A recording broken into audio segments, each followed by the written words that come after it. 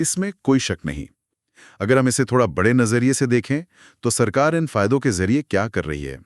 वो स्टार्टअप्स के रास्ते में आने वाली शुरुआती रुकावटों को कम करने की कोशिश कर रही है।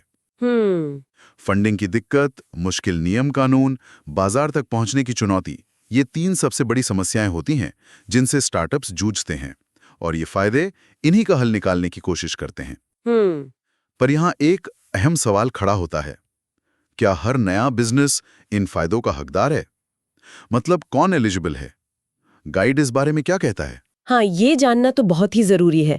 ऐसा तो नहीं कि कोई भी नई दुकान खोल ले या कंपनी बना ले और उसे ये सारे फायदे मिल जाएं। नहीं नहीं, ऐसा बिल्कुल नहीं है। गाइड में एलिजिबिलिटी के लिए कुछ खास शर्तें बताई गई हैं, उन पर एक नजर डालते हैं।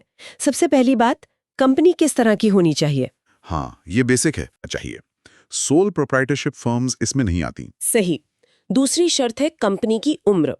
जिस दिन कंपनी बनी है उस तारीख से लेकर जब आप अप्लाई कर रहे हैं तब तक उसे 10 साल से ज्यादा नहीं हुए होने चाहिए। मतलब ये नए व्यवसायों के लिए ही है? हाँ, बिल्कुल। 10 साल वैसे एक अच्छी खासी अवधि है, मतलब बिजनेस जम भी जाए और फिर भी नया माना जाए। ठीक है।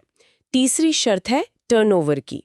किसी भी पिछले फाइनेंशियल ईयर में कंपनी का सालाना कारोबार 100 करोड़ रुपए से ज्यादा नहीं होना चाहिए। 100 करोड़, ठीक है। ये लिमिट भी ये पक्का करती है कि फायदा बड़ी स्थापित कंपनियों को ना मिले, बल्कि जो वाकई उभर रहे हैं उन्हीं को मिले। बिल्कुल। और अब आती है चौथी शर्त, जो शायद सबसे अहम है। ये बिजनेस के नेचर से जुड़ी है। हाँ, ये वाली बात ध्यान से समझने की है। यानी उसमें तेजी से बढ़ने की गुंजाइश हो, या फिर वो मौजूदा प्रोडक्ट, सर्विस